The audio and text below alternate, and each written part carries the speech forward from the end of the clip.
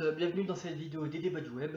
Aujourd'hui, on va aborder ce sujet qui est celui du 17 novembre, le grand blocage pour la baisse du prix de l'essence. Alors vous êtes sans doute au courant, hein, depuis que Macron est au pouvoir, le prix de l'essence ne fait que grimper.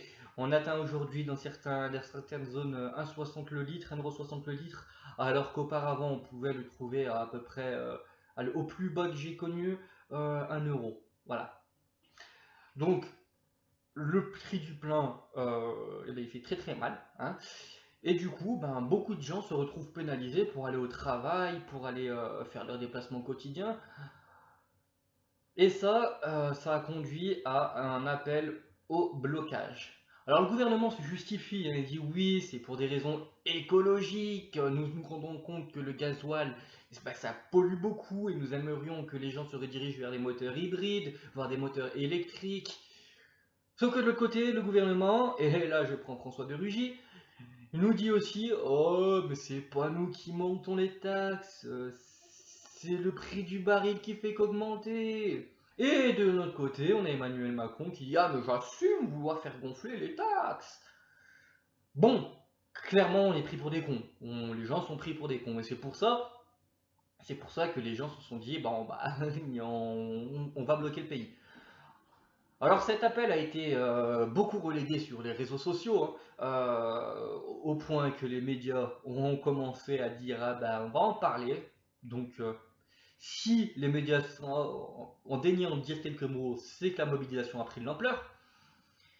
Et cette ampleur, eh ben il y en a beaucoup de gens qui disent ouais, bof, voilà. Alors bon, ce mouvement il se divise on va dire en deux parties. La partie avant le 17 et la partie 17 et plus tard.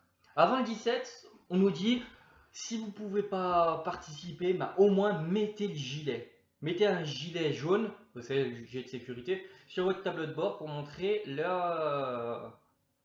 votre solidarité au mouvement, ou au moins peut-être que vous participerez au mouvement. Et puis après, il y a l'appel au 17 novembre, le 17 novembre, où les gens appellent à bloquer bloquer les stations essence, bloquer ne pas acheter, bloquer les stations-service, bloquer les routes, bloquer les magasins. Bref, économie morte. C'est une grande opération économie morte. Alors beaucoup de gens disent ouais, ça sert à rien. Moi, je vais vous apporter quelques arguments. Alors pour ce qui est, donc ce qui est ce mouvement des gilets jaunes, comme aujourd'hui on les appelle dans les médias, moi je vais vous dire, le mouvement des gilets jaunes, il sert absolument à rien. Voilà, au moins c'est posé. Là, il sert à rien si ça s'arrête là. Il sert à rien si ça s'arrête là. Parce que les gilets jaunes, en fait, le mouvement des gilets jaunes, c'est qu'un appel pour le 17. Et en soi, oui, mettre un gilet sur votre bagnole, ça va pas se faire poser des questions à Macron et il va pas descendre de son nuage pour dire ah ouais c'est vrai je suis peut-être allé un peu loin. Non, mettre des gilets jaunes, bah, ça éblouira un peu les flics quand ils mettront leur plein phare sur votre gueule, c'est tout. Voilà. Mais plus que ça peut donner un curseur. Les gilets jaunes, c'est d'abord un curseur. C'est un curseur sur l'ampleur de la mobilisation, l'ampleur que pourra prendre la mobilisation du 17. Alors bien sûr, cela insinue que ceux qui mettent les gilets jaunes sur le tableau de bord se bougent le cul le 17.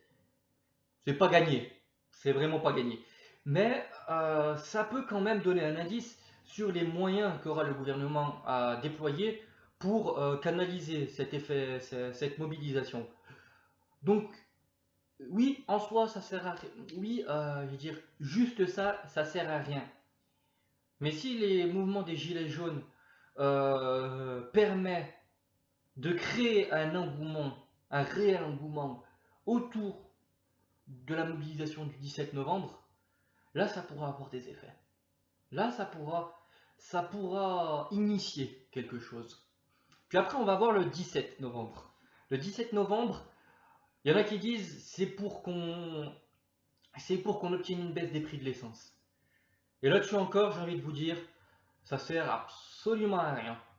Voilà, si ça se limite à ça, ça sert absolument à rien. Parce que les gens vont manifester le 17, vont bloquer quelques pompes à essence, d'accord? Même si ça prend un peu d'ampleur, le gouvernement va dire, allez, j'accorde une baisse de 20 centimes. Et les gens repartiront contents. Et ça aura servi franchement à rien. Parce que dans quelques années, puisque peut-être aller dans quelques années, ça repartira à la hausse ou à la rigueur. euh, les 20, les 20 centimes de gagner sur l'essence, bah, ils vont remonter 1 euro sur sur le prix d'un autre truc. C'est exactement ce que fait le gouvernement en disant on va supprimer la taxe habitation, hein. Parce qu'à côté, tout ce qui a augmenté, le prix de la carte grise, la CSG, la suppression de l'ISF, la revalorisation du CICE, tout ça, ça va dans le derche du contribuable, hein. Et c'est pas l'essence, c'est pas une baisse de l'essence qui va faire une augmentation du pouvoir d'achat. Ça, c'est clair et net. Donc c'est pour ça que oui, si la mobilisation s'arrête au prix de l'essence, franchement, ça sera une belle défaite. Et là-dessus, je pense que la mobilisation du 17, si elle a pour point de départ l'essence, elle doit ratisser beaucoup plus large. Elle doit revendiquer une hausse des salaires. Elle doit revendiquer une amélioration des pensions de retraite. Elle doit revendiquer, en général, hein, la fin de la casse du service public. Elle doit revendiquer beaucoup plus. Beaucoup plus. Euh, je pense que ça peut être le point de départ d'un vrai mouvement de contestation, mais d'un rassemblement contestataire. Un rassemblement contestataire qui aurait pour but de faire redescendre Jupiter de son nuage. Hein. Parce que l'Elysée, ça s'appelle plus l'Elysée, ça s'appelle l'Olympe maintenant. C'est inaccessible. Macron, il est dans sa tour de nacre, il ne regarde pas ce qu'il y a en bas. Bah maintenant, il est temps d'agripper le nuage et de le faire descendre. Et c'est à ça que doit servir cette mobilisation du 17. Et c'est en ça que que je reproche, on va dire, aux syndicats. C'est ce que je reproche aux syndicats de ne pas faire. Et pourquoi là, j'aborde la question sensible des syndicats. Alors pourquoi les syndicats ne veulent pas s'associer au 17 novembre? Enfin, les syndicats sont divisés, il y a une partie qui dit oui et une partie qui dit non. Bah, la partie qui dit non, en fait, elle dit non parce que pour elle, cet appel au 17, ça vient de l'extrême droite. Parce qu'il y a quelqu'un, je ne m'en rappelle plus comment il s'appelle, qui gère le blog La Patriosphère, qui appartient à l'extrême droite, qui a appelé les gens à participer à cette manifestation du 17. Il disait dans sa vidéo que des citoyens ont lancé un appel au 17 et qu'il faut les rejoindre. Sauf que le problème de cette argumentation, c'est que c'est pas l'extrême droite qui a appelé à faire le 17. Ils ont repris un appel qui existait déjà. Et bon, donc après, le mec de la patriosphère a fait l'appel, puis après ça a été repris par Dupont-Aignan, par Marine Le Pen. Donc l'extrême droite s'est accaparé le monopole de cette manifestation, ce qui fait que les syndicats refusent de s'y associer. Sauf que, bah justement, les syndicats, c'est bien ça leur taf de représenter d'avoir le monopole de la colère, de la colère populaire. Et là, juste parce que le fait de dire que les gens d'extrême droite essayent de s'accaparer ça, refuser de le faire, ça me semble franchement dommage. Franchement dommage, puisque il y a beaucoup plus de choses à rajouter. Il y a une prise de, les syndicats, ils ont ce pouvoir de pouvoir faire prendre conscience aux gens de l'ampleur du désastre qui nous attend. Et ne pas se saisir de cet événement le 17, ça sera grave. Ce sera franchement une occasion en moins pour justement fédérer les colères. Et là, j'ai envie de dire, si les syndicats acceptaient de manifester, je suis sûr que de par leur nombre, ils écraseraient totalement la présence de l'extrême droite. Sans parler de conflit, mais juste en présence, en voix, ils seraient prépondérants dans le mouvement. Et je pense qu'ils feraient totalement taire l'extrême droite. C'est dommage. Franchement, c'est quelque chose de dommage. Puis il y a aussi un deuxième argument qui dit ouais, ouais, Bah, vous manifestez pour le prix de l'essence, mais quand il s'agit de défendre les droits sociaux, de défendre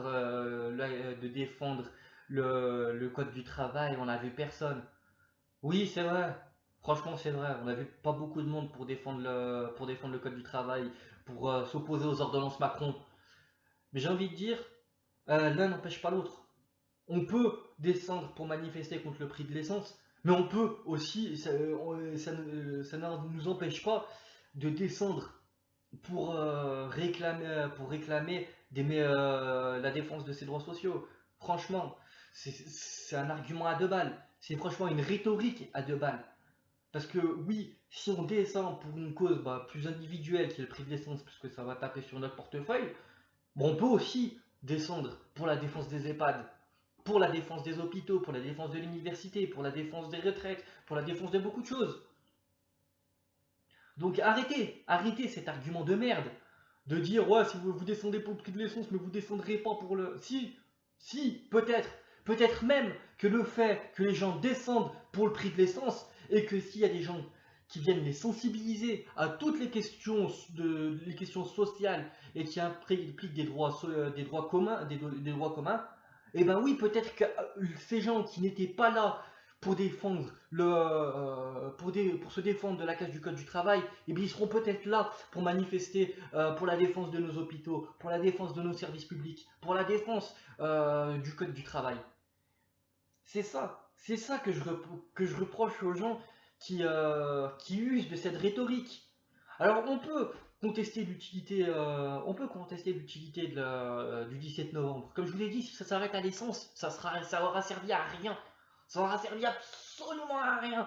Et franchement, si ça se contente à l'essence, ben même moi en vérité, j'appellerais à ne pas y aller. Mais en vérité, ça peut ouvrir sur quelque chose de plus grand.